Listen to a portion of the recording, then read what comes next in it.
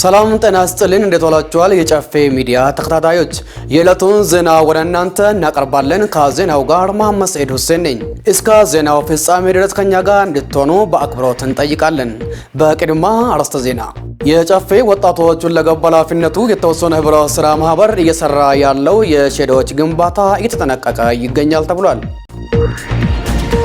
ዓለም አቀፍ የገንዘብ ድርጅት ለኢትዮጵያ ተጨማሪ 251 ሚሊዮን ዶላር ለመስጠት መስማማቱን ተገለጸ። በርካታ የትራምፕ እጩ የካቢኔ አባላት የቦምብ ጥቃት ማስፈራሪያ ደረሰባቸው። ጣሊያን ከኢትዮጵያ ጋር ያላትን ሁሉን አቀፍ ትብብር ማስፋት እንደምትፈልግ ገለጸች።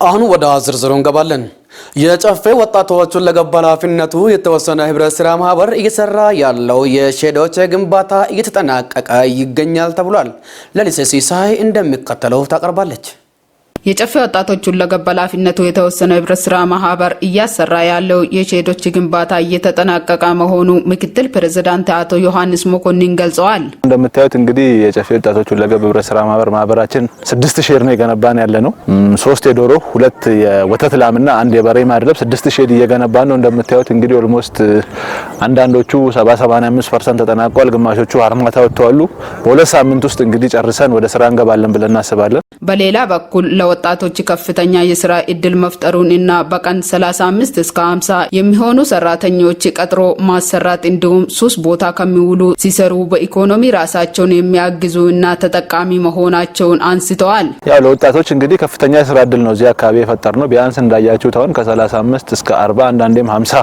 ሚሊዮን ሰራተኛ በቀን እናሰራለን ቀጥረን ለዚህ ብዙ የሥራ እድል ፈጥረናል ማለት ነው ለወጣቶቹ አልባሌ ቦታ 3 ቦታ ከሚውሉ መተው እዚህ ሲሰሩ በኢኮኖሚ ራሳቸውን ያግዛሉ በተለያየ ቦታም ከመዋል ተጠቃሚ ናቸው ኦልሞስት በደንብ ይጠቀማሉ ማለት ነው። በተጨማሪ ሲያልቅ ከ60 እስከ 80 ለሚሆኑ አባሎች የሥራ እድል ይፈጥራል። ገበያን ለማረጋጋት ሼዶች ወሳኝ ስለሆኑ አዳማን ጨምሮ 5ቱም በሮች ላይ ሼድ እየገነባን ነው በማለትም ተናግረዋል። እንደምታየው ደግሞ ሲያልቅ እንግዲህ ሼዶቹ ቢያንስ ከ60 እስከ 70-80 ድረስ ለሚሆኑ አባሎቻችን የሥራ እድል ይፈጥራል። ሰው ሰራሽ ገበያዎችን ለማርገብ ይሄ ሼድ በጣም ወሳኝ ነው።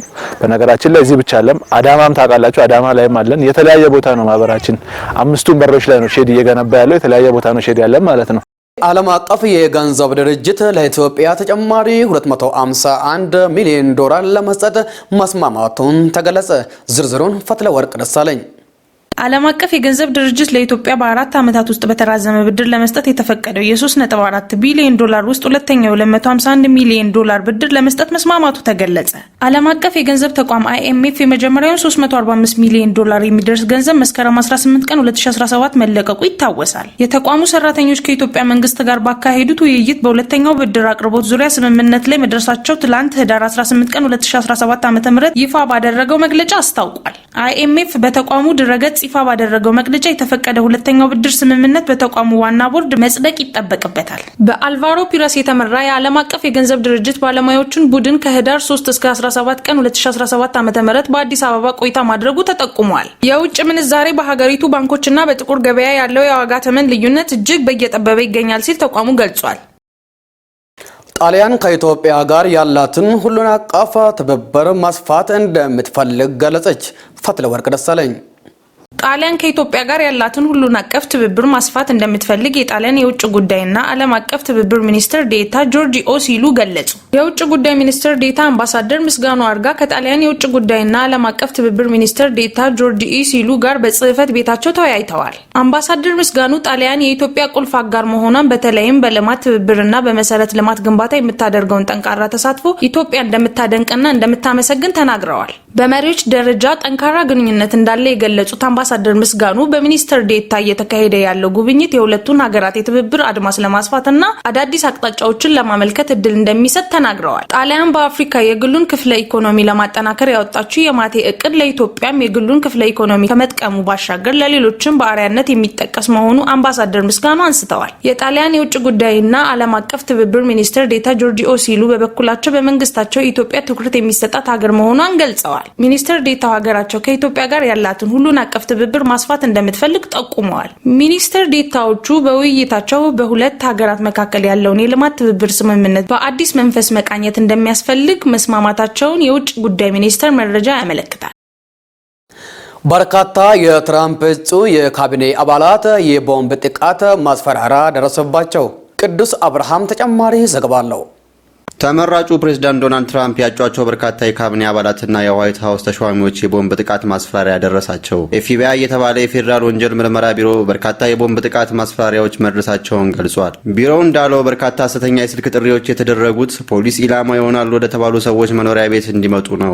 እጩ የመከላከያ፣ የቤቶች፣ የግብርና ሚኒስትሮች ዛቻ ከደረሰባቸው ሰዎች መካከል ሲሆኑ በተባበሩት መንግስታት የአሜሪካ ተወካይ ይሆናሉ የተባሉት ግለሰብ እንዲሁ ኢላማ ሆነዋል። አዳዲሶቹ የትራምፕ የካቢኔ አባላት ማስፈራሪያ የደረሰባቸው ማክሰኞ ምሽትና ረቡዕ መሆኑን ያሳወቀው ፖሊስ ምርመራ መክፈቱን ገልጿል። የትራምፕ የሽግግር መንግስት ቃል አቀባይ የሆኑት ካሮላይን ሌቪንስ የትራምፕ ተሿሚዎች በጣም አስፈሪና አሜሪካዊ ባልሆነ ሁኔታ ከነ ቤተሰቦቻቸው ነው ዛቻ የደረሰባቸው ብለዋል። የተመራጮቹን ደህንነት ለመጠበቅ ህግ አስከባሪዎች በፍጥነት ሁኔታውን ተቆጣጥረዋል ሲሉም አክለዋል። ቃል አቀባዩም ጨምረው ምንም አይነት ማስፈራሪያና አመጽ እንደማይገታን ፕሬዝዳንት ትራምፕ ጥሩ ማሳያ ናቸው ብለዋል።